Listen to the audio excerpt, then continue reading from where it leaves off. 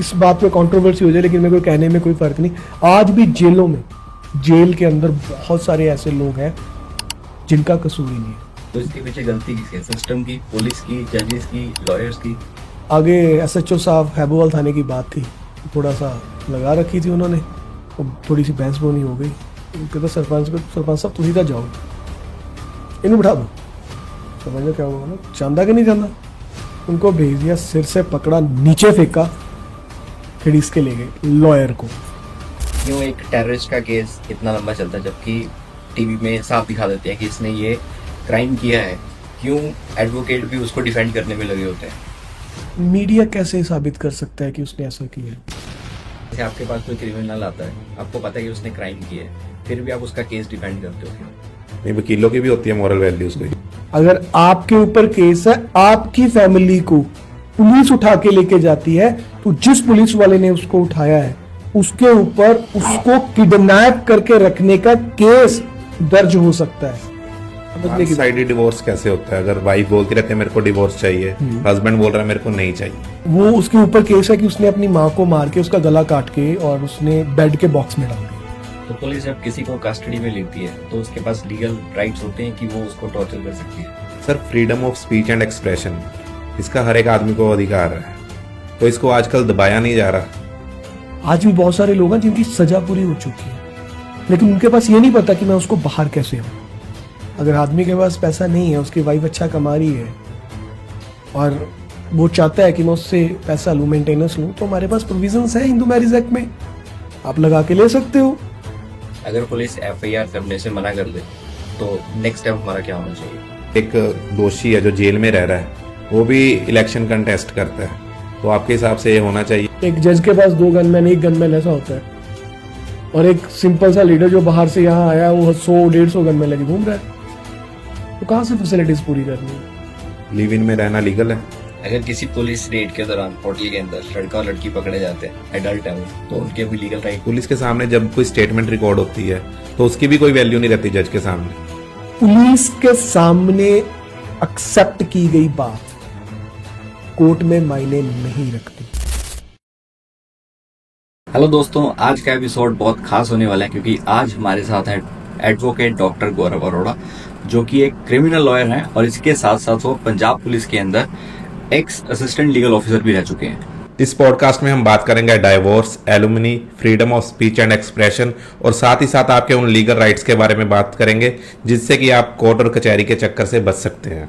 Welcome to another episode of podcast for you by Filmy Cave, and today we are having a very special guest with us, Advocate Dr. Gaurav Arora. Welcome sir हमारे show में आने के लिए।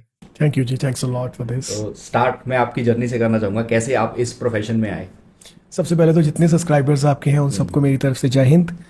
देखिए, professions की अगर बात करूँ तो मैं जनरली क्वालिफिकेशन की बात करूँ तो स्टार्टिंग मेरी कॉमर्स से हुई थी, यानी कि मेरी फुल क्वालिफिकेशन की बात करते हैं तो BCom, बैचलर ऑफ कॉमर्स। उसके बाद मैंने MBA करा, MBA जो कि major HR and minor marketing में था। And after that post graduation diploma in journalism and mass communication. उसके बाद मैंने LLB करा था, और इसके साथ ही LLB के साथ ही मैंने सर्टिफिकेट्स ऑफ ह्यूमन राइट्स, ये IGNOU से डिप्लोमा था, और डिप्लोमा इन ANCR, और लास्ट में मैंने अभी डॉक्टरेट अपनी कंप्लीट करी है। सो इस प्रोफेशन में आने का शुरू से सिर्फ एक ही मोटिव था कि बहुत चीज़ों के अंदर मैंने कोशिश करी जानने की, सीखने की। अपनी ज़िंदगी में 5 पॉइंट्स के ऊपर मैंने काम किया।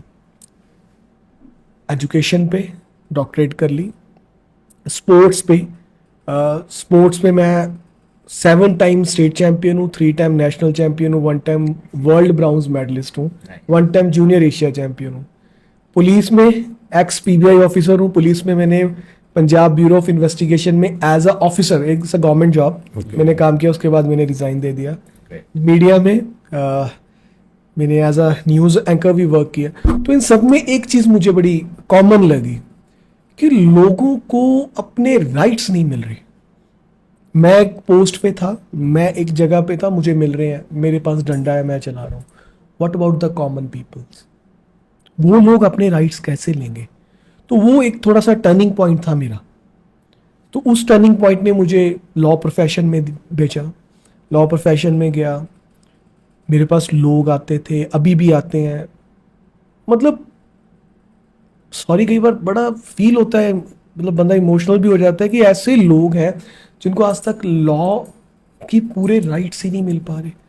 उनके साथ इस तरह से धक्के हो रहे हैं कि वो अपने आप को ऐसा फील कर रहे हैं कि मैं कुछ कर ही नहीं सकता।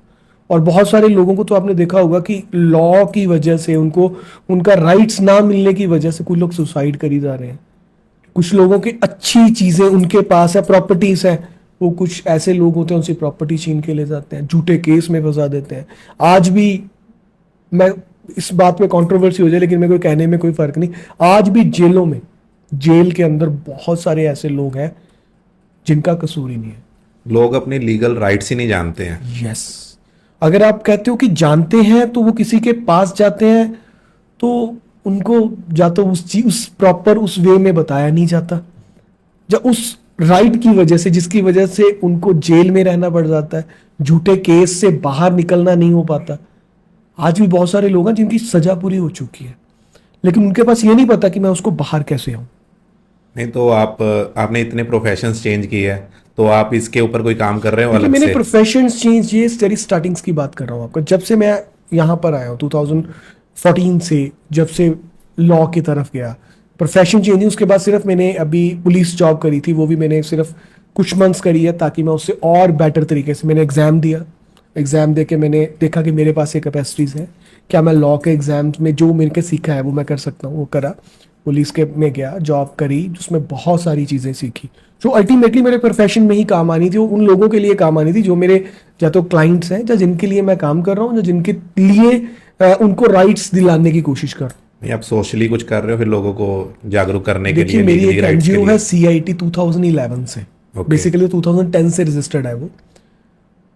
तो हमारा काम ही वही है, ऐसे लोग जिनको उनके राइट्स की वजह से नहीं मिल पा रहे, जो कानून की पैसों की वजह से नहीं कुछ पा रहे, तो ऐसे लोगों की हेल्प करनी, फिर चाहे उनको कोर्ट केसेस की तरफ से हो जाए, कोई कैंप्स की वजह से हो जाए, इस तरफ से हो जाए। तो ये काम सारे उसी में ही आते हैं कि जितना मैंने सीखा है जी। अगर मैं किसी के लिए बांट दूंगा, ये नहीं मैं कहता कि मैं सारे केसेस फ्री करता हूँ, ऑब्वियस है मेरा प्रोफेशन है, मैं करता हूँ, पैसे बिल्कुल, लेता हूँ। और बिल्कुल। कुछ लोग ये भी बोलेंगे शायद कमेंट्स में, बहुत ज्यादा पैसे बहुत लेता हूँ, मेरा काम है। हाँ, जिनके पास नहीं है उनके लिए फ्री भी लड़ता हूँ, क्योंकि अल्टीमेटली जिस मोटिव के लिए मैं आया था इसमें, कि जो लोगों को नहीं मिल पा रहा और बेचारे वो लोग कहीं और जा भी नहीं पा सकते, उनके लिए मेरा काम आज भी चल रहा है। तो आपने बोला हजारों लोग या बहुत सारे लोग ऐसे हैं जो अभी भी जेल में हैं, तो इसके पीछे गलती किसकी है? सिस्टम की, पुलिस की, जजेस की, लॉयर्स की? देखो, हर एक चीज का अपना एक अलग वैल्यू है, अलग अलग पहलू भी है। गलती ये होती है कि, माफ करना लेकिन मैं बोल रहा हूं, डंडा जिसके पास है ना वो अपना काम करवा जाता है। अब दो बंदों में लड़ाई हो गई, अब उसकी गलती ना भी हो, अगर उसको पता है कि मेरे लिंक्स हैं या मेरा कुछ है, वो उस पर FIR करवा देगा। अब पहले जिसके ऊपर FIR होगी वो ढूंढे जाए, धक्के खाए। अब वो अगर तो नॉन अवेलेबल और अवेलेबल दो ऑफेंसेस होते हैं। अवेलेबल मींस में जिसमें मौके पे बेल हो जाती है, फिर आपको पुलिस स्टेशन में जाके बेल मिल जाएगी, और एक आधा सेक्शन ऐसा जिसमें नॉन अवेलेबल मिल गया, और नॉन अवेलेबल अगर लग गया तो मौके पे उसकी अरेस्ट होगी। अब उसके घर वालों में से लेट सपोज कोई और आई नहीं जो उसके लिए भाग सके, तो वो क्या होगा, उसको जेल भी जाएगा। अब हर एक सेक्शन अपने लिए एक अपनी आप में एक बहुत बड़ी चीज है।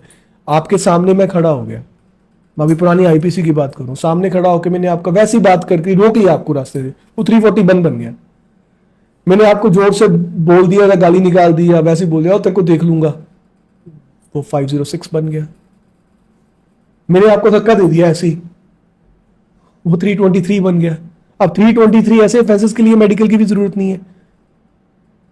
अब आप तो एक बार में बिल्कुल पकड़े गए ना, राइट।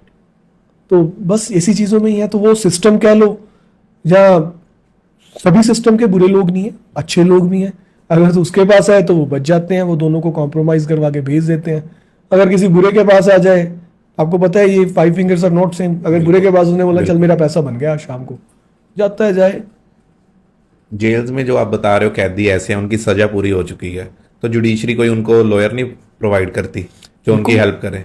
वैसे तो लीगल एड्स ऑफिसर्स बने हुए हैं, वहाँ पे जाते हैं, वहाँ पे होता है कि आप उनसे लॉयर ले सकते हो, जी लेकिन उसके लिए भी वो आगे चीज़ें कई बार नहीं बंदा कर पाता, जिनको नहीं नॉलेज होती। अब बंदे के पास कुछ भी नहीं है, लेट्स सपोज के घर वाले कोई पॉइंट नहीं है, अब मैं केस फाइट कर रहा हूँ, वो उसके ऊपर केस है कि उसने अपनी माँ को मार के उसका गला काट के और उसने बेड के बॉक्स में डाल दिया।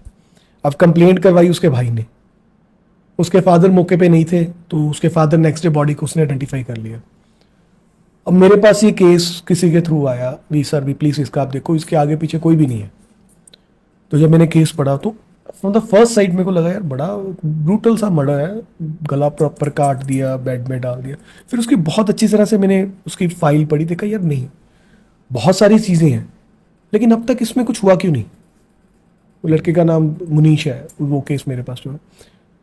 तो वो जब अपनी पेशी के लिए आया तो जिस बंदे ने मेरे सर भी एक बार आ जाओ, वो भी कोर्ट में आया हुआ, आपसे मिल लो। तो मैंने उससे मिला, उससे 2-3 बातें पूछी, मैं नहीं यार ये बंदा गलत फंस गया, ये ठीक है। अब ना उसकी, अब उसका भाई उसके अगेंस्ट हो गया, मदर का उसका ऑलरेडी मर्डर हो गया, फादर ऑब्वियस है कि वो बेचारे इतने बुजुर्ग हैं उसके, अब उसके पीछे आएगा कौन, कोई भी नहीं, कोई भी कुछ नहीं कर पाएगा। बिल्कुल। तो अल्टीमेटली उसका केस अभी चल रहा है, लास्ट मोमेंट हमने आर्ग्यूमेंट कर दी है, and with the God grace अगर चाहा तो शायद वो बरी भी हो जाएगा इसमें, लेकिन थिंग वो ही आ गई। अगर उसको पढ़ेंगे नहीं, उसमें प्रॉपर करेंगे नहीं, वो कोर्ट के अंदर, अब उसमें क्या था, उम्र कह दिया, फांसी, मर्डर था अल्टीमेटली। अब इंटरेस्टिंगली चीजें ये थी कि जो चीजें उसमें बरामद हुई, अब उसमें एक आरी बरामद होगी, पुलिस कहती ये इसके अंदर एक केस प्रॉपर्टी है, इसने बरामद करवाई है जी आरी। अब मेडिकल में उसका जो गला कटा हुआ है वो आ रहा है शार्प वेपन से, तीखा, बिल्कुल सीधे तौर पे। जो आरी है वो धीरे वो धीरे मैंने डॉक्टर से क्वेश्चन पूछा, मैंने कहा सर भी क्या एक आरी से ऐसा कट लग सकता है शार्प? उसका जवाब आया कि नहीं। तो फिर वो इसका मतलब वो प्लांटेड था, वो आरी उसकी मिली थी।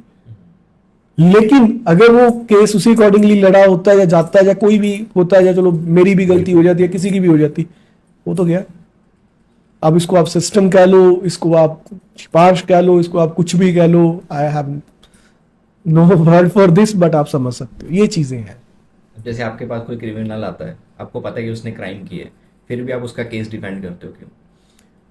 इसमें 2 चीजें हैं। क्रिमिनल है, बड़ी जल्दी हम उस पर बना देते हैं वो क्रिमिनल है। अब एक रिसेंटली केस हुआ था अपनी वाइफ को मारने का, बाद में वो सिविल हॉस्पिटल गया, मैं नाम नहीं लूंगा किसी का भी, वो सिविल हॉस्पिटल गया और अपने आप को दिखा दिया कि मेरे को मार दिया और मेरी वाइफ को मार दिया, मैं बच गया, मेरे को चोटें लगी हैं। बाद में पता चला उसने अपनी वाइफ को मारा एंड गर्लफ्रेंड के साथ मिलकर ये वो। अब सबने प्लान कर लिया कि कोई इनका केस नहीं लेगा। बिल्कुल। तो उसकी एक गर्लफ्रेंड को भी पकड़ा गया था, उसकी गर्लफ्रेंड के कोई मेरे पास आए लोग, मेरे उसके पेरेंट्स या कुछ ऐसे। थोड़ा सा मुझे भी गुस्सा था यार, ऐसा हुआ है ना, बट ये होता है कि आप अगर लॉयर बने हो तो आप ये नहीं, आपको सिस्टम देखना है, आपको लॉजिक देखना है। तो मैंने देखा, मैंने उसका केस लिया, उसकी गर्लफ्रेंड जिसको बोला था उसको, उस लड़की का। अब मेरे को बड़े लोग मिले आके, लॉयर्स भी मिले, कुछ भी, आप यार बहुत केस लेते हो, बड़े पैसे कमाते हो, क्यों ये केस ले रहे हो, ये इट्स अगेंस्ट द लॉ है, मतलब अगेंस्ट द सोसाइटी। तो मैंने कोर्ट में भी ये बोला, मैंने बाहर भी ये बोला, ना लड़की मौके पे है, ना मारने वालों में से है, ना जो उसके बंदे थे उनको पैसे देने में है, ना पैसे लेने में है, ना उसका कोई ऐसा प्रूफ है कि उसने कभी ये बोला हो कि भाई इसको मार दे, मैं तेरे साथ हूं। और सबसे बड़ी बात तो उसकी एंगेजमेंट हो रखी है, अप्रैल में उसकी शादी है,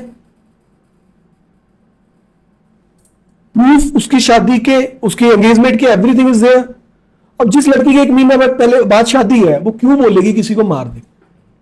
बट मीडिया ट्रायल हुआ, ये वो, उसकी पिक्चर्स वायरल की जा रही हैं। अब एज पर लॉ तो पिक्चर भी नहीं वायरल कर सकते आप लोग, और उसको ऐसा दिखाया जा रहा है, मैं नाम नहीं लूंगा लड़की का, सबको ही पता है जो देख रहे हैं, ये देखो ये है लड़की, इसकी वजह से ये हुआ, उसकी वजह से ये हुआ। उसका क्या कसूर है? सिर्फ मीडिया ट्रायल में उससे मसाला मिल रहा है, सब कुछ, वो मसाला मिलने की वजह से उस बंदे को, उस लड़की को करना पड़ गया। लेकिन एक भी प्रूफ, क्रैबोरेशन तो दो। तो ये क्रिमिनल है या नहीं ये पता चलता है बाद में। अब कोई बंदा डॉक्टर के पास जाए, कि कसाब का केस हुआ था ना, कसाब डॉक्टर के पास गया तो क्या डॉक्टर ने उसको बोला कि मैं तेरे को इलाज नहीं करूंगा तेरा, उसने करा। वो गलत था, कोर्ट ने उसको सजा दे दी। डॉक्टर की मॉरल वैल्यू थी उसका इलाज करना।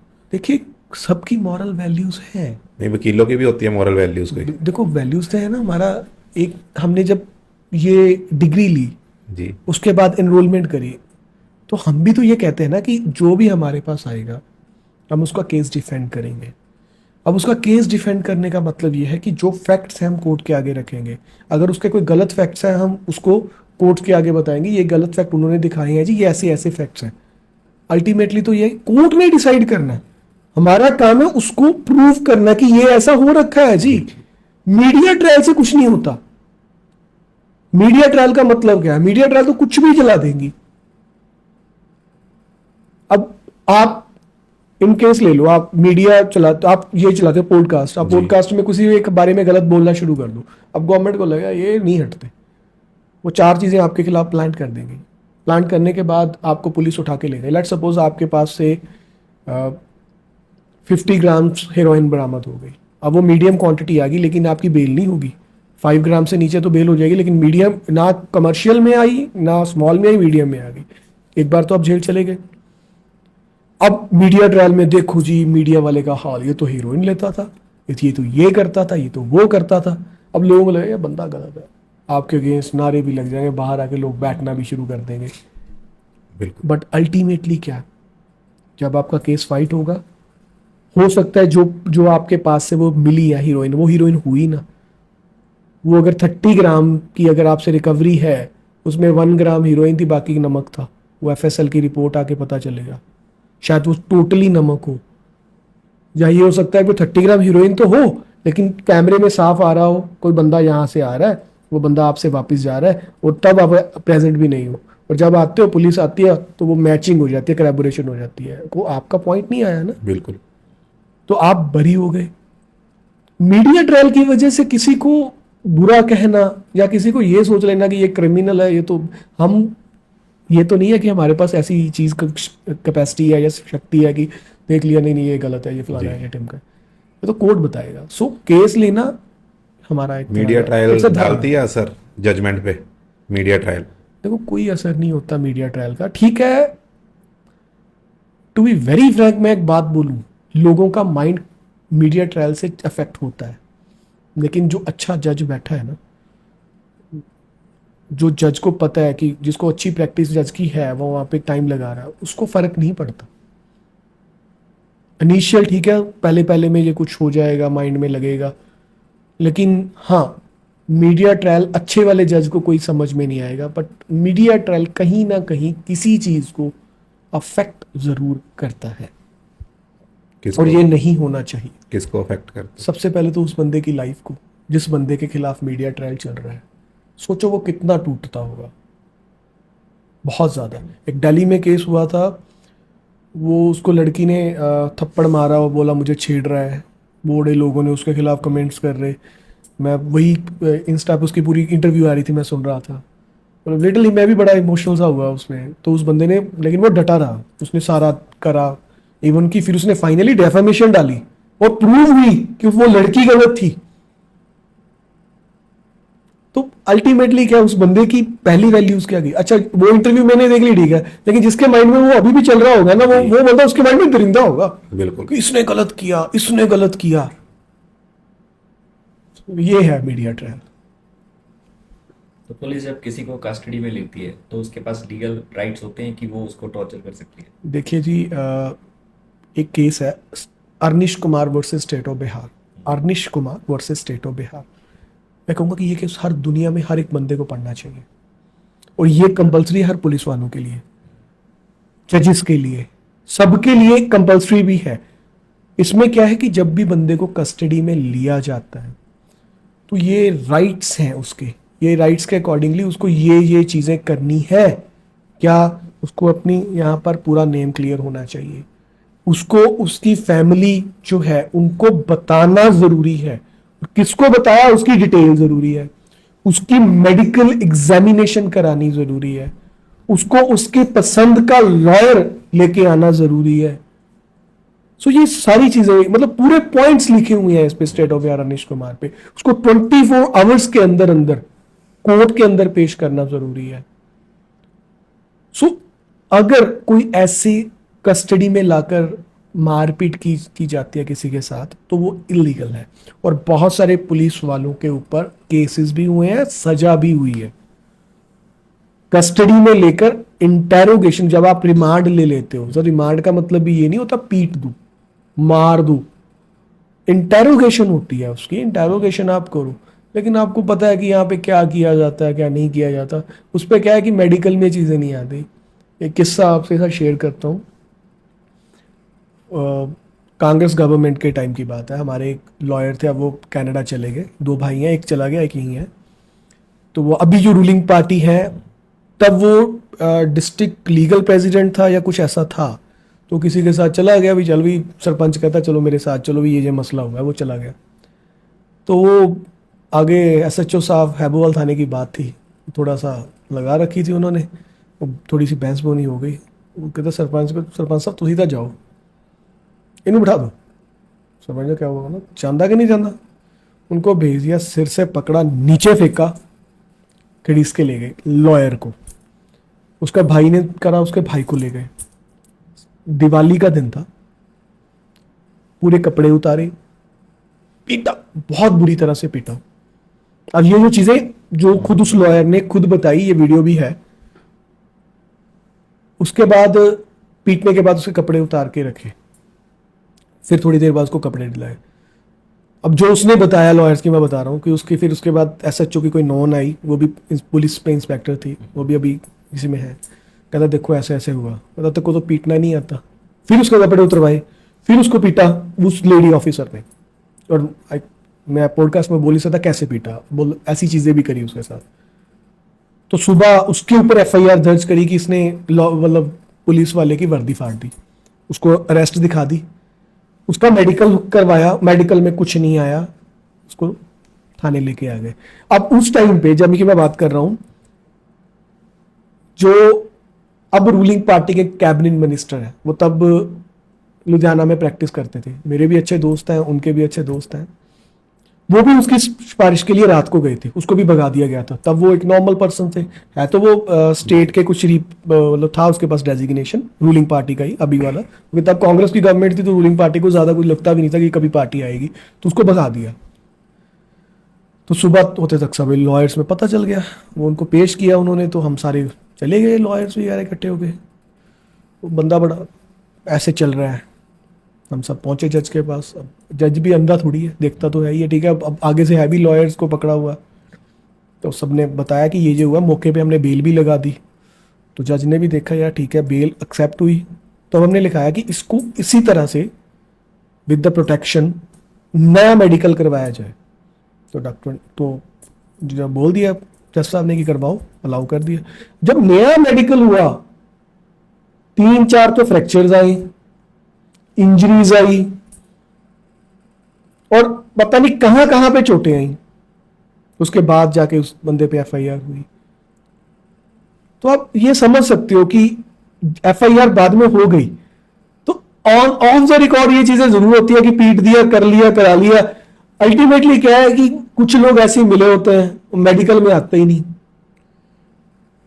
तो जब मेडिकल में आएगा नहीं है वो, तो जिस भी उसने सेटिंग करी होती है, उसके बाद अगर मेडिकल में एक भी चोट आ गई तो उनके लिए स्पेसिफिक सेक्शंस हैं पुलिस वालों पे, वो आपको मार पीट नहीं कर सकते।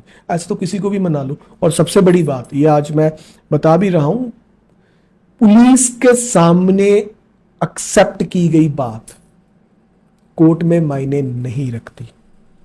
हमारा पुराना इंडियन एविडेंस एक्ट था जो अभी चेंज हो गया, उस पर सेक्शन 25, सेक्शन 26 यही चीज़ों के बारे में बात करता है कि आप पुलिस के सामने कोई कन्फेशन दे रहे हो तो वो वैलिड नहीं है, कोई भी लाइन बता रहे हो तो वो वैलिड नहीं है। पुलिस के सामने जब कोई स्टेटमेंट रिकॉर्ड होती है तो उसकी भी कोई वैल्यू नहीं रहती जज के सामने। पुलिस के सामने की गई कन्फेशनल स्टेटमेंट मींस अपने आप को दोषी मानने वाली स्टेटमेंट, जज के सामने कोई वैल्यू नहीं है। जज के सामने आप कन्फेशन कर रहे हो, जज आपको 2 बार बोलेगा कि तू फ्री कंसेंट से कर रहा है, तू फ्री कंसेंट से कर रहा है, वो कहेगा हाँ, तब आप फिर दोषी बन गए। फिर आपको ना कोई अपील ना दलील, फिर सजा है। उसकी तो आगे कहता है appeal तो भी- नहीं होगी नहीं, अगर देखो, जज के सामने उसने अगर मान उसने लिया। बोल ही दिया, एडमिट कर लिया, हाँ, आगे आगे वो कह दे आगे जाके कि जी तब मेरी कंडीशंस जो मेंटली कंडीशन थी वो सही नहीं थी, जी। फिर तो अलग बात है। अदरवाइज तो वो भी, उसमें भी बहुत सारी चीजें स्क्रूटनी करनी पड़ेगी, उसमें भी बहुत सारी जजमेंट्स हैं कि अगर आपने एक बार कर दी तो उसको कितनी वैल्यू रखेगी। बट जज के सामने अगर आपने एक्सेप्ट किया, तभी तो पूछते हैं ना गिल्टी और नॉट गिल्टी, आपने जनरली मूवीज में देखा हो तो मतलब ये होता है बिल्कुल। आई प्लीड नो गिल्टी, अब I want to play a trial, मैं ट्रायल देखना चाहता हूँ। सो ये सारी चीजें इसमें हैं। FIR अगर हो जाती है एक इंसान के ऊपर तो क्या वो बाहर जा सकता है? देखिए, बाहर जाना, पासपोर्ट बनाना आपका कॉन्स्टिट्यूशनल राइट है, बट अगर आप पासपोर्ट बना हुआ है, FIR होगी, बाहर जाना चाहते हो, आपके ऊपर बेल में कंडीशन लगी हुई है कि आप इंडिया नहीं छोड़ोगे, तो फिर आपको कोर्ट से परमिशन लेनी पड़ेगी। अगर पासपोर्ट भी ना हो इंसान का? फिर पासपोर्ट बनाने के लिए आप एप्लीकेशन लगा दो, उसके बाद अगर पुलिस वाले नहीं करते तो आप हाईकोर्ट में जाओ, हाईकोर्ट में जाके एप्लीकेशन लगाओ, हाईकोर्ट आपको अलाउ कर देगी विद द कंडीशन। देखेंगे ना मतलब ये तो अगर लगे कि बंदा बिल्कुल ही भाग जाएगा या ऐसा है, लेकिन जनरली जो honourable apex court of India है, हमारे सुप्रीम कोर्ट है, वो ये कहते हैं कि हमारा कॉन्स्टिट्यूशनल राइट है ये पासपोर्ट बनाना। और ज़्यादातर तो ऐसी जजमेंट्स भी हैं जिस पे ये लिखा हो कि पासपोर्ट भी आपका जब्त नहीं किया जा सकता कोर्ट के अंदर। बट हाँ, ऐसी जजमेंट्स भी हैं जिसमें लिखा गया कि नहीं, इन तक केसेस किया जा सकता है। लेकिन ये चीज़ों को भी हमें राइट्स दिया गया है। क्यों बड़े लोग स्कैम करके लंदन चले जाते हैं? यही तो चीज़ें हैं जी। देखो, पहली बात तो ये है कि इसमें कहीं ना कहीं सिस्टम का भी आता है। सही टाइम पर उनके ऊपर सही जो कार्रवाई है वो नहीं होती। मैंने आपको स्टार्टिंग में क्या बोला कि मैंने यहाँ पे आने का मोटिव क्या था। जिसके हाथ में डंडा है वो तो बल्ले बल्ले, डंडे की सरकार। ठीक है, वो तो आराम से कर ले। इसके हाथ में नहीं है, वो मर गया। अब वो स्कैम करते हैं, टाइम पे FIRs ऐसी चीज़ें नहीं होती। अब जैसे मैंने आपको बता दिया कि कई केसेस में ऑनरेबल सुप्रीम कोर्ट की जजमेंट्स हैं कि ये केसेस ज़रूरी है, ये भाग जाएगा, तो इसका पासपोर्ट आप ले लो, तो उसमें लेते हैं। एक ऐसा केस भी आया था, मैं उसको पूरी डिटेल्स भी आपको बता दूंगा। उस पर यह बात बोली गई थी कि पुलिस वालों को कि आप इसका पासपोर्ट ले लो और कोर्ट के अंदर डिपॉजिट करवाओ, इनको डायरेक्शन दी थी। पुलिस वालों ने टाइम से नहीं लिया, वो चला गया। फिर उसके बाद जो गिल्टी ऑफिसर्स थे उनके ऊपर भी कार्रवाई हुई। So it's depend upon the things कि कैसे उसको हैंडल किया जाता है। तो जो System. बाहर चला गया उसको वापस नहीं लाया लिया जा सकता है जी, लेकिन उस गवर्नमेंट के साथ, उस कंट्री के साथ हमारी कैसी है, उस कंट्री के साथ कैसी ट्रीटीज है, वो चीज़ें बहुत मायने रखती हैं। क्योंकि नहीं तो फिर अगर वो बाहर नहीं गया, यहीं कहीं है, डाउट है कि बाहर लुकआउट नोटिस जारी हो सकता है उसके खिलाफ। अब वो बाहर चला ही गया है, अब लेके ही आए हैं। कई बार मलेशिया से हम कई टेररिस्ट को लेके आए हैं, Recently थाईलैंड से भी कई टेररिस्ट को लेके आए हैं। जिस कंट्री के साथ हमारा है वो दे देते, अब किस कंट्री के साथ नहीं है वो कहता जाओ भाई। लंदन ही क्यों प्रेफर करते हो? देखिए, ब्रिटिश अपना एक अलग वे में चलता है। कई बार नहीं, वो कहते हैं कि ठीक है आप करो, कोर्ट में बहुत सारी चीज़ें मिल जाती हैं, असाइलम मिल जाती हैं। अब देखो ना, अब यूरोप को बंदा डोंकी लेके चला जाता है, आजकल बड़ा फेमस है नाम डोंकी का। बिल्कुल। अब यूरोप में जो जर्मन है वो बड़ी इजीली असाइलम को एक्सेप्ट कर लेता है। वहीं आप स्विट्जरलैंड चले जाओ, स्विट्जरलैंड नहीं करता जल्दी एक्सेप्ट। नॉर्वे चले जाओ, नॉर्वे नहीं करता। ऐसे भी बड़ी सारी चीज़ें हैं। अब अमेरिका बहुत जल्दी करता था, असाइलम बहुत जल्दी मिल जाती थी आपको। धीरे धीरे धीरे धीरे वो ख़त्म हुई, वापस कर रहे हैं। कनाडा, अब कनाडा में भी लोग असाइलम बहुत ज़्यादा एक्सेप्ट करते थे। मैं लास्ट टाइम कनाडा गया था तो मुझे कुछ बहुत सारे लोग मिले, यार आप लॉयर हो, आप हमें ये लेटर लिख कर दे दो। एक हमने काउंसलर से बना दिया, वो दोनों लेटर लिख के आगे असाइलम लगा देते थे। बस ठीक है, फिर आगे तब तक केस चलेगा वहाँ पर, तब तक है, अगर पास हो गया तो फाइनल वहाँ पे पक्के। तो ये चीज़ें हैं, ट्रीटीज कंट्रीज के बीच में कैसी है और क्या है, उसी अकॉर्डिंगली चीज़ें मायने रखती हैं। डिवोर्स के ऊपर बात करते हैं। आजकल बहुत ट्रेंडिंग में डिवोर्सेस, लोग डिवोर्सेस की पार्टीज कर रहे हैं आजकल। तो आदमी के भी कोई राइट्स होते हैं? बिल्कुल है जी। जैसे वुमेन्स के पास राइट्स हैं, आदमी के पास भी हैं। बट ये कह सकते हो कि वुमेन्स के राइट्स यहाँ है, आदमी के राइट्स यहाँ है, बट यहाँ है है। इनके पास भी। ठीक है। समझने की बात है, करने की बात है। अब लोग कहते हैं कि आदमी से औरत जो है, जो वाइफ है, वही पैसा लेते हैं। नहीं, अगर आदमी के पास पैसा नहीं है, उसकी वाइफ अच्छा कमा रही है और वो चाहता है कि मैं उससे पैसा लूँ, मेंटेनेंस लूँ, तो हमारे पास प्रोविजंस है हिंदू मैरिज एक्ट में, आप लगा के ले सकते हो। There is clear provisions over there. But मतलब हाँ, एक आदमी भी एलुमनी ले सकता है। बिल्कुल जी, उसमें मेनली तो मेंटेनेंस होगी सेक्शन 24 के अंदर, उसके पास राइट है। तो अल्टीमेटली तो कोर्ट ने ये बोला है ना, स्टैंडर्ड ऑफ लिविंग दोनों की इक्वल होनी चाहिए। अब कुछ लोग तो ये भी बोलते हैं कि अगर वो लड़की जॉब कर रही है, हस्बैंड चाहे जितना मर्जी कमाता हो, तो वो पैसा मेंटेनेंस ले ही नहीं सकती। नहीं, ले सकती है। जॉब करने से ऐसा कुछ नहीं होता। सामने वाले का अगर हस्बैंड का लिविंग स्टैंडर्ड वैसा है जिसका वुमेन का नहीं है, तो वो मैच करने के लिए, वैसा लिविंग स्टैंडर्ड देखने के लिए वो मेंटेनेंस ले सकती है, चाहे वो खुद कमाती है या नहीं कमाती है। Same in that case of husband, कि हस्बैंड कुछ भी नहीं कमा रहा, उसकी वाइफ कमा रही है, तो वो उनसे ले सकता है मेंटेनेंस। कोर्ट में प्रोविजंस है, लेकिन हमें बताया ही नहीं जाता। हमें तो जो दिखाया जाता है कि कोर्ट में, यार ठीक है मर गए कहे, फैमिली को, सभी की सभी फैमिली को एक जगह पे टाई पे बांध लिया मान लो। अब डोमेस्टिक वायलेंस एक्ट का एक केस होता है कोर्ट के अंदर, सारी फैमिलीज को बीच में इन्वॉल्व कर लिया जाता है। बिल्कुल प्रोविजंस है, क्लियर है। आप कोर्ट के अंदर देखो कि किस ग्राउंड पे बनाया गया है। एक आता है उसमें घर पे रहना, हाउस होल्ड, ठीक है, जी। जहां आप कहते हो कि घर पे एक तरह का जो जितने बंदे रहते हैं उसका relation.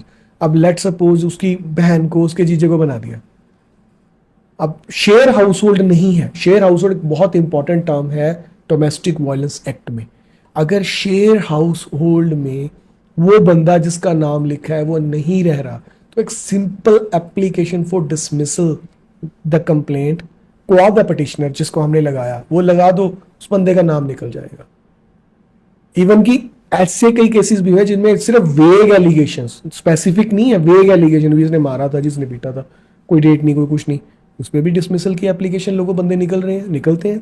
Even supreme court number of judgments में ये बोलती है कि बहुत सारे केसेस देखने को मिले हैं जिसमें नाम जो घर वालों का इसलिए लगा दिया जाता है कि उनको एक ही रस्सी में के साथ में बांध दिया जाए, लेकिन ऐसे लोगों की जो एप्लीकेशंस हैं वो डिसमिस की जाए, उसका नाम निकाला जाए, तो वो होता है उसमें। और ऐसे केसेस हो भी जाते हैं, तो मतलब बहुत सारी चीज़ें हैं जिसमें फिर वो वाइफ के खिलाफ भी अगर उसने गलत कुछ लिखा है, तो मान लो उसने अपनी चीज़ें इनकम इशू वाली, तो 340 की एप्लीकेशन लग जाती है। उल्टा जिसने केस किया है वाइफ ने, उस वाइफ के खिलाफ ही एप्लीकेशन लग जाती है और उसको कोर्ट के अंदर बेल लेनी पड़ जाती है। केस तो उसने लगाया पर उसने झूठ बोला, बहुत सारी चीजें छुपाई। बंदे ने क्या किया, 340 सीआरपीसी, पुराने एक्ट की बात कर रहा हूँ, now it has been change to new law. वो लगाते हैं, वो प्रूव करते हैं कि ये चीजें गलत है, खत्म। तो जो मेंटेनेंस या एल्यूमिनी है, तो वो क्या उसकी आईटीआर के अकॉर्डिंग डिसाइड होती है, कैसे डिसाइड? देखो, आज सुप्रीम कोर्ट ने कहा हुआ है कि कोई भी केस में एसेट और लायबिलिटी का सर्टिफिकेट लगेगा, एफिडेविट लगेगा दोनों पार्टीज का, चाहे वो वुमेन है चाहे वो मैन है, मतलब वाइफ और दोनों। अब उन दोनों में लिखा होता है कि वो कितना कमा रहे हैं, कितना नहीं कमा रहे हैं, कितनी उसकी आईटीआर है, 3 साल की आईटीआर उसके साथ अटैच हो, 2 या 3 साल का उसका अकाउंट स्टेटमेंट अटैच हो। फिर भी कई बार हमने देखा है कि वाइफ जो है, अभी फिलहाल हम वाइफ की बात करें, वाइफ जो है वो अपनी इनकम छुपा लेती हैं, चीज़ें छुपा लेती हैं। बस ये अगर पता चल जाए, ना सिर्फ केस डिसमिस होता है बल्कि उसके ऊपर क्रिमिनल कार्रवाई भी हो जाती है कोर्ट के अंदर झूठ बोलने की। फिर बेल लो, फिर जो हाथ में किसने लगाया था केस, उल्टा उस खुद पे पड़ गया केस। ऐसी चीज़ें हैं। और उसके अलावा भी अगर वो अडल्ट्री में रह रही है किसी के साथ में, तो भी मेंटेनेंस नहीं लग सकती।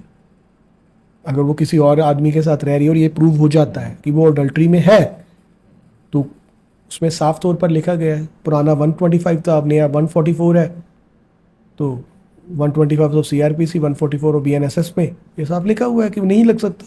मोर ओवर अगर वाइफ जानबूझकर अपने घर पे नहीं आ रही, बिना किसी रीजन के अपने हस्बैंड के साथ रहना ही नहीं चाहती, तो भी मेंटेनेंस कोर्ट जो है वो खारिज कर सकता है उसके। तो ये सारी चीज़ें कॉमन है, लॉ सबको पता होने चाहिए, मुझे लगता है। अगर है तो सबके लिए लॉस है, बट समझने की बात है। साइडेड डिवोर्स कैसे होता है? अगर वाइफ बोलती रहती है मेरे को डिवोर्स चाहिए, हस्बैंड बोल रहा है मेरे को नहीं चाहिए, तो उस केस में कैसे होता है? उस केस में बड़ा सिंपल सा तरीका है। आप एप्लीकेशन लगाओगे हिंदू मैरिज एक्ट के सेक्शन 13, आगे फिर 1A में लगा दो या जैसे भी। और वो किस बेस्ड पे होता है, वाइफ अगर लगा रही है तो वो अगर कहती है कि मेरे साथ क्रुएलिटी हो रही है। अब क्रुएलिटी की कोई लैंग्वेज नहीं है, कोई उसकी डेफिनेशन नहीं है। Cruelty is very vast. Cruelty mental भी हो सकती है, क्रुएलिटी फिजिकल भी हो सकती है। वो अगर कोर्ट के अंदर प्रूव कर देती है कि मेरे साथ क्रुएलिटी हुई है, तो वन साइडेड डिवोर्स जो मैंने आपको बताया वो हो जाएगा। अगर ये प्रूव कर देती है कि मेरे हस्बैंड ने मुझे छोड़ दिया है, डिजर्ट कर दिया, मेरे को भगा दिया मेरे घर से, या अब वापस ही नहीं लेके आ रहा, तो भी हो सकती है। अगर झूठा कोई केस हस्बैंड के ऊपर पड़ गया और वो बरी हुआ है, उस पर वाइफ की वजह से पड़ा था, वो भी ग्राउंड हो सकता है हस्बैंड के लिए डिवोर्स लेने के लिए। हस्बैंड भी क्रुएलिटी के बेस पर डिवोर्स ले सकता है अपनी वाइफ से, वन साइडेड डिवोर्स। अडल्ट्री में रह लिया तो भी ले सकता है डिवोर्स। तो this all are the things, दोनों के पास राइट्स है। अब अवेल कैसे करना है ये आपके ऊपर है। लिव इन में रहना लीगल है? लिव इन में रहना लीगल है, मतलब आजकल जो चल रहा है बिल्कुल लीगल है लिव इन में रहना? बिल्कुल लीगल है, बट बड़ा सोच समझ के रखना, क्योंकि मैंने ना एक वीडियो बनाई थी, उसका टाइटल मैंने कहा था प्यार किया तो शादी भी करनी पड़ेगी। तो उसका था कि अगर प्रॉमिस टू मैरी करी है, मैं तैसे शादी करूंगा, तब शादी करनी पड़ेगी। और आपने रिलेशन बना लिए ये बोलकर कि मैं तुझसे शादी करूंगा, और जानबूझकर आपकी इंटेंशन उसके साथ सिर्फ रिलेशन बनाने की थी, आपकी उसके साथ सिर्फ फिजिकल होने की थी, फिर आप 69 ऑफ BNS में गए, आपको जेल होगी। प्रॉमिस टू मैरी अब एक तरह का ऑफेंस है। मतलब अगर यही लड़की करे तो लड़की को जेल होगी, लड़की वादा करके अगर ना करे शादी? अगर लड़की वादा करके शादी ना करे और उसने जो भी उसके गिफ्ट्स वगैरह लिए हैं, जो सब कुछ उससे लिया है, पैसा लिया है, सब कुछ, जी। वो लड़का उससे रिकवर करवा सकता है। नहीं, उसके ऊपर कोई लीगल एक्शन नहीं होगा? ये लीगल एक्शन ही है कि आप सिर्फ उससे इतना ही है लीगल एक्शन? हाँ, लीगल एक्शन, आप उससे पैसे ले सकते हो। अगर वो नहीं वापस देती, आपके गिफ्ट्स नहीं देती, तो आप कोर्ट के अंदर लगाकर, अगर कोर्ट में प्रूव हो जाता है फिर भी नहीं देती, फिर जेल जाएगी वो भी।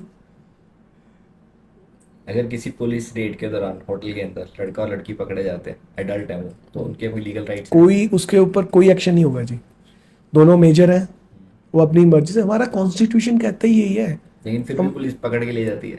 वो फिर आगे डालती क्या, केस क्या डालती है, आप कभी भी देखना, मेरे पास नंबर ऑफ एग्जांपल्स हैं। वो कहती है कि ये इसका कस्टमर था, ये प्रोस्टिट्यूट थी, कभी भी नहीं लिखती कि ये दोनों बॉयफ्रेंड गर्लफ्रेंड थे। आगे से उनके डर के बारे में उसके साथ नहीं कोई आता, और उसको प्रोस्टिट्यूट बना दिया जाता है, उसको कस्टमर, और जो होटल वाला था उसको मैनेजर। इमोरल ट्रैकिंग एक्ट में उसको पकड़ लिया, जबकि हमारा कॉन्स्टिट्यूशनल राइट है कि आप अगर मेजर हो, आप किसी होटल्स में जा रहे हो, कंसेंट के साथ जा रहे हो, तो कोई पुलिस वाला आपको नहीं पकड़ सकता। अगर कोई ऐसा आता है तो मौके पे ही आप उसकी सारी डिटेल्स हाईली ऑफिशियल्स को दो, जहां उसकी कोई भी वीडियो या कोई भी सबूत है उसका दो। जिसने गलत किया है उसकी वर्दी उतर जाएगी, वो गलत करेगा तो। बात तो यह ना कि अवेयर हो जाओ, अगर आप अवेयर हो आपको कोई नहीं छेड़ सकता, नहीं अवेयर हो आधे उधर दूरे जो लॉ है वो ना बताओ। अब किसी के घर पे पुलिस आती है, तू मुझे अरेस्ट वारंट दिखा आपने। एक तो वो बड़ा फेमस हुआ था पीछे से, वो बड़ा कॉमन सा हर बंदे के नाम पे है कि सर्च वारंट दिखा, सर्च वारंट है तेरे पास? तो पुलिस वाला चल भाई, तो मैं सर्च वारंट दिखाता हूँ। कोई केसेस में सर्च वारंट के बिना भी पुलिस जा सकती है। वी हैव टू आइडेंटिफाई वो कौन से केसेस हैं। अब लड़कियों को अपना राइट समझना चाहिए कि सनसेट और सनराइज के दौरान किसी भी लड़की को अरेस्ट नहीं किया जा सकता, थाने नहीं बुलाया जा सकता। वैसे भी अगर लड़की चाहे, उसकी विटनेस के लिए उसको बुला रही है पुलिस वाले, तो वो पुलिस स्टेशन में आने से मना कर सकती हो, कह सकते हो मुझसे यहाँ पे आके विटनेस ले लो। 16 साल से नीचे का बच्चा है वो भी मना कर सकता है कि आप मुझे यहाँ पे आके ले लो। सीनियर सिटीजन है वो भी कह सकता है कि आप मुझसे घर पे आके मेरी विटनेस ले लो। तो ये राइट्स, सारे राइट्स हैं जो समझने चाहिए हम सबको। लिव इन की बात चल रही थी अभी, तो लिव इन में अगर लड़की फॉल्स एलिगेशन लगा दे लड़के के ऊपर कि इसने मेरे को शादी का झांसा दे के मेरे साथ फिजिकल हुआ है, और लेकिन वो फिजिकल हुआ नहीं, तो क्या लड़का उसको मेडिकल करवाने के लिए अप्रोच कर सकता है? मेडिकल लड़की का होगा जी, ये it's a part of this. अगर लड़की मेडिकल नहीं करवाती तो सुप्रीम कोर्ट की जजमेंट है कि उस लड़की के अगेंस्ट ये चीज़ मानी जाएगी कि वो मेडिकल नहीं करवा रही है अपना। मतलब मैंने सुना है कि लड़की अगर मेडिकल ना करवाना चाहे तो कोई इशू नहीं है। तो इस पे ऊपर ही ऑनरेबल सुप्रीम कोर्ट की जजमेंट है कि अगर लड़की ने अपना मेडिकल नहीं करवाया जी, तो इसका मतलब उसकी इंटेंशन क्लियर थी। और ऐसे नंबर ऑफ केसेस में लोग बरी हुए हैं। अगर पुलिस FIR करने से मना कर दे तो नेक्स्ट स्टेप हमारा क्या होना चाहिए? जो पुराना सेक्शन था सीआरपीसी, उसमें 156(3) लगता था। अब नए सेक्शन में अलग है, सिंपल। उसमें पहले तो आप नए सेक्शन में ये चीज़ स्पेसिफाई कर दी है कि आप सबसे पहले तो पुलिस स्टेशन में जो एप्लीकेशन दी है, अगर वो नहीं करता तो आप सीनियर ऑफिशियल्स को दोगे, अगर वो नहीं करते तो आप डायरेक्ट कोर्ट के अंदर आओगे, अप्रोच करोगे। और कोर्ट में दो चीज़ें हैं, या तो आप कोर्ट के अंदर एप्लीकेशन लगवा के पुलिस को डायरेक्शन करवा लो कि एफआईआर दर्ज की जाए, दूसरा है कि आप डायरेक्ट कंप्लेंट केस कोर्ट के अंदर फाइल कर दो और जो भी एविडेंस है उसको कोर्ट में दो, और कोर्ट उसका डायरेक्ट कॉग्निजेंस लेके उनको समन कर देगी। फिर उसके वारंट निकल जाएंगे, नॉन अवेलेबल वारंट निकल जाएंगे, उसको बेल लेनी पड़ेगी। तो आप डायरेक्ट भी कोर्ट के अंदर अप्रोच कर सकते हो, जरूरी नहीं है कि पुलिस ही नहीं करके। हम कई बार देखते हैं कि एक दोषी है जो जेल में रह रहा है, वो भी इलेक्शन कंटेस्ट करता है, तो आपके हिसाब से ये होना चाहिए या नहीं होना चाहिए? देखो, बात तो फिर वही आ गई ना जी, दोषी। देखिए, उसमें ये होता है कि आपके ऊपर ट्रायल चल रहा है, तो ट्रायल में तो फिर से वही बात होगी, कोर्ट डिसाइड तो कर दे आप हो भी कि नहीं हो, शायद आप बरी हो जाओ। तो जब तक आप पेंडिंग में हो तो आप केस लड़ोगे। बहुत सारे एग्जांपल्स हैं, हमारे पंजाब में भी ऐसी बहुत सारी एग्जांपल्स हैं जो अंदर से लड़के जीते हैं, और इवन की बहुत सारी जगह में ये चीज़ें चलती रहती है। आप देखो, कोई गवर्नमेंट है या कोई ऐसा है जिसका डंडा मैंने आपको पहले बताया, उसने एफआईआर करवा दी, फिर तो वो बंदा इलेक्शन ही ना लड़ पाए। तो ये चीज़ें तो फिर ऑन रिकॉर्ड है। क्यों एक टेररिस्ट का केस इतना लंबा चलता है जबकि टीवी में साफ दिखा देते हैं कि इसने ये क्राइम किया है? क्यों एडवोकेट भी उसको डिफेंड करने में लगे होते हैं? मीडिया कैसे साबित कर सकता है कि उसने ऐसा किया है? मीडिया में तो मैं कई बार चैनल पे होता है कि अमेरिका ने दी रशिया को धमकी, अगले दिन वो अमेरिका और रशिया इकट्ठे बैठे होते हैं कई बार। तो फलाने ने ये कर दिया, उसने ये कर दिया। तो मीडिया से नहीं, टेररिस्ट साबित करना कोर्ट का काम है। किसी को भी टेररिस्ट बना देना, ये तो सिस्टम फिर किसी को भी बना देगा। मैंने आपको पहले भी एक एग्जांपल दी थी, आपके बीच में कोई भी चीज़ मैं यहाँ से ढूंढवा दूँ, आपको तो उठवा तो लेगी ना पुलिस। अब टेररिस्ट की एग्जांपल क्या है, टेररिज्म क्या है, सबसे पहले तो हमें वो समझना पड़ेगा। अब किसी गवर्नमेंट के बारे में अगेंस्ट बोल दिया तो वो टेररिज्म थोड़ी हो गया। आप किसी के गवर्नमेंट के बारे में गलत बोल रहे हो तो आपको कह देंगे ये तो जी देश का गद्दार है, ये तो देश का वो है, उसका हटा के उसको जेल में डाल देंगे, तो वो टेररिस्ट बन गया। कोर्ट में लंबा चलने की बात ये है कि कोर्ट में एक का केस नहीं, बहुत सारे केसेस हैं जो उसको टाइम लगता है। ये एक तरह का बुरा काम भी है, लेकिन जजेस कितने हैं? अब सुप्रीम कोर्ट ऑफ इंडिया, हमारे जो ऑनरेबल सुप्रीम कोर्ट, उसमें 33 जजेस हैं एज पर माई नॉलेज, और 85 और 80 समथिंग हमारे पंजाब हरियाणा हाई कोर्ट में। अब पूरा पंजाब सारे डिस्ट्रिक्ट, जी, पूरा हरियाणा सारे डिस्ट्रिक्ट, उनके ऊपर वो 85 जजेस कितने केसेस लड़ लेंगे? पूरा पंजाब के डिस्ट्रिक्ट, हरियाणा के डिस्ट्रिक्ट, उसमें जुडिशियल मैजिस्ट्रेट फर्स्ट क्लास, उस पर एडिशनल सेशन जज, उसमें फैमिली कोर्ट्स, उस पर फास्ट ट्रैक कोर्ट्स, वो सारे कोर्ट्स में लाखों केसेस के ऊपर 85 जजेस। अब पहले तो वो लाखों केसेस वाले क्यों नहीं, अब जजेस की रिक्रूटमेंट भी चाहिए ना। अब एक सिविल जज का एग्जाम निकलता है JMIC का, उसमें 50% की एक कंडीशन होती है कि आपको 50% मार्क्स लाने होते हैं। बहुत सारे बच्चे ऐसे होते हैं, मान लो 150 निकले तो 50 बच्चों को तो फ्री में ही छोड़ दिया जाता है कि नहीं बैकलॉग में चले गए, सिर्फ 100 ने क्वालिफाई किया। अब उनकी मार्किंग ऐसी है क्योंकि उनको भी पता है कि फैसिलिटीज कैसे, मैं ऑफ द रिकॉर्ड बात कर रहा हूँ कि उनको पता है फैसिलिटीज कैसे देनी है ही नहीं। फैसिलिटीज तो सारी लीडर्स के पीछे लगी हुई हैं, 100 गनमैन एक एक बंदे को दे रखे हैं, उनको क्या देने हैं फिर? उनकी सिक्योरिटी क्या है? एक जज के पास 2 गनमैन, 1 गनमैन ऐसा होता है, और एक सिंपल सा लीडर जो बाहर से यहाँ आया वो 100-150 गनमैन लेके घूम रहा है। तो कहाँ से फैसिलिटीज पूरी करनी है? तो भाई केसेस लंबे चलेंगे कि जजेस ही अपॉइंट नहीं करोगे आप ज़्यादा। तो तभी लोग आजकल कोर्ट में आने से डरते हैं ना। देखिए, कोर्ट डरने की बात सिर्फ इतनी है कि समझने की बात है। कोर्ट बुरा नहीं है, कोर्ट आपको इंसाफ देने के लिए बैठा है, बस इंसाफ आप बहुत लंबा चले जाता है। प्रूव करने पे है। इंसाफ हम तो कह देते हैं मान लो 3 दिन में आपको इंसाफ मिल जाए, वो आपके लिए तो इंसाफ हो गया जो आपके सामने वाला बंदा था। अब वो भी तो, अगर मैं उससे बात कर रहा होता तो उसके लिए भी तो यही, फिर वो इंसाफ नहीं हुआ ना, उसके लिए तो वही नुकसान हो गया। क्या पता वही इंसाफ चाह रहा हो। अब दोनों के इंसाफ का डिसाइड कैसे होगा? वो तो यही होगा कि जजेस ज़्यादा हों, उनको समझ आ जाए, उनको वो चीज़ें की प्रॉपर डॉक्यूमेंटेशन दी जाए, उसके बाद डिसीजन आ जाए। Sir freedom of speech and expression, इसका हर एक आदमी को अधिकार है, तो इसको आजकल दबाया नहीं जा रहा। अभी रिसेंट एक केस हुआ, कुणाल कामरा कॉमेडियन है, वो सटायर वे में गवर्नमेंट को क्रिटिसाइज़ कर रहे थे, तो उसके ऊपर अब FIR हो गई है। तो ऐसे में दबाया नहीं जा रहा इस अधिकार को हमारे। कॉन्स्टिट्यूशंस ऑफ इंडिया, हमारे संविधान का article 19(1)(a) freedom of speech की बात करता है, लेकिन हमें बहुत समझने की बात है। अभी मैं उस केस की बात तो नहीं करूंगा, लेकिन मैं ये कहूंगा जहां हमें फ्रीडम ऑफ स्पीच के बारे में बताया गया है, उसके साथ में एक रिस्ट्रिक्शन भी है। रिस्ट्रिक्शन ये है, आप किसी को डिफेम नहीं कर सकते, जी आप ऐसी कोई स्टेटमेंट नहीं दे सकते जिससे दंगे भड़क जाए, आप ऐसी कोई स्टेटमेंट नहीं दे सकते जो किसी धर्म के खिलाफ हो। तो फ्रीडम ऑफ स्पीच को समझना बहुत जरूरी है, बोलने से नहीं। हमारे जो मैंने आर्टिकल आपको बताया, उस आर्टिकल में पढ़े, बड़ा चीजें बताई गई है।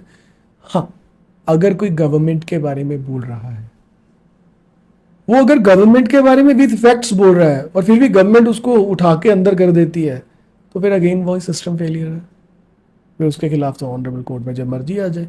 हाँ, बट अगर आप आम आदमी के खिलाफ बोल रहे हो, किसी के भी, एक ऐसा इंसान या एक ऐसा धर्म या किसी को बोल रहे हो, तो आपके ऊपर डिफेम भी हो सकता है, आपके ऊपर स्पेशल सेक्शंस भी लग सकते हैं।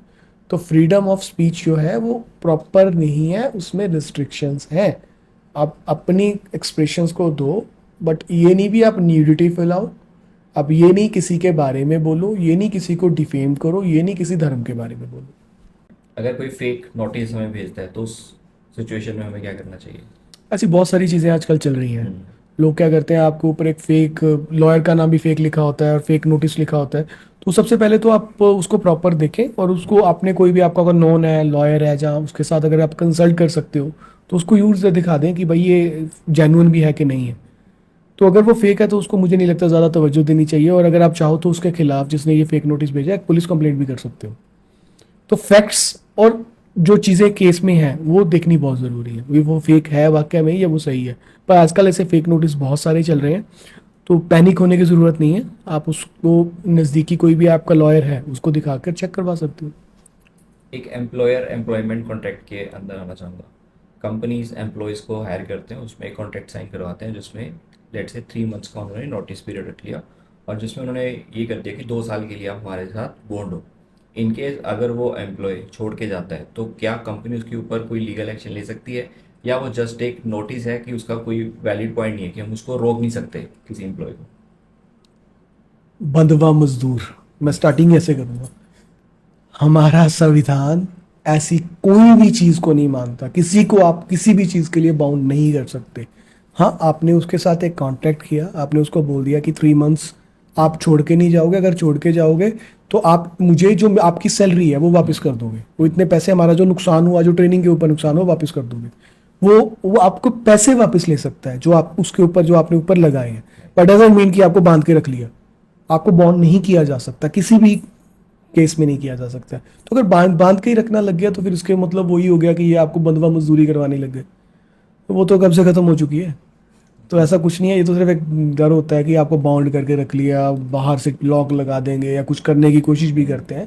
तो आपके थ्रू ये उनके लिए मैसेज है कि बाउंड नहीं किया जा सकता किसी एम्प्लॉय को।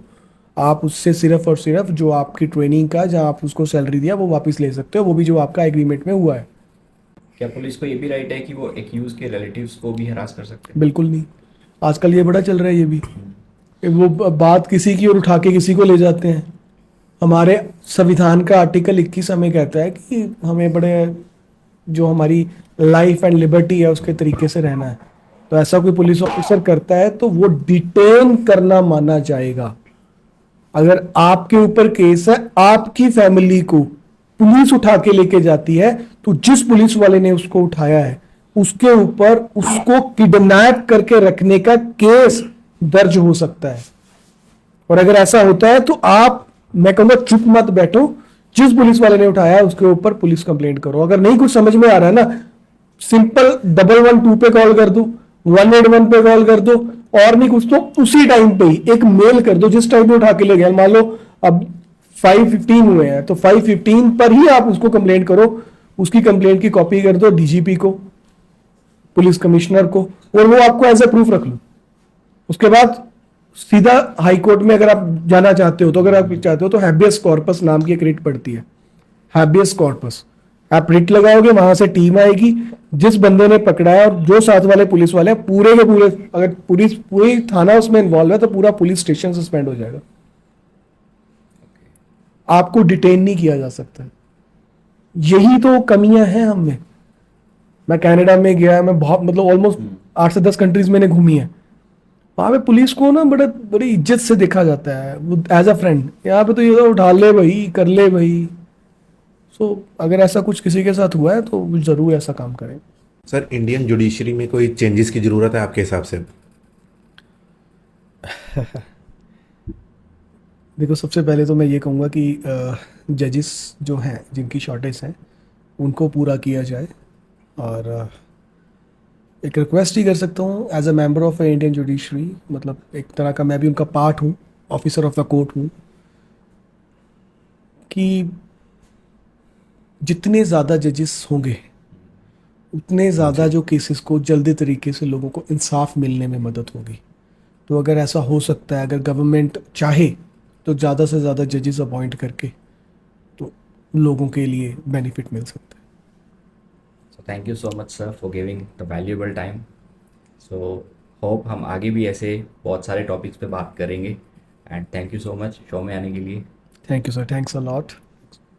सो अगर आपको ये वीडियो अच्छी लगी है तो वीडियो को लाइक कीजिए, चैनल को सब्सक्राइब कीजिए। मिलते हैं नेक्स्ट के और ऐसे इंटरेस्टिंग पॉडकास्ट के साथ। Thank you.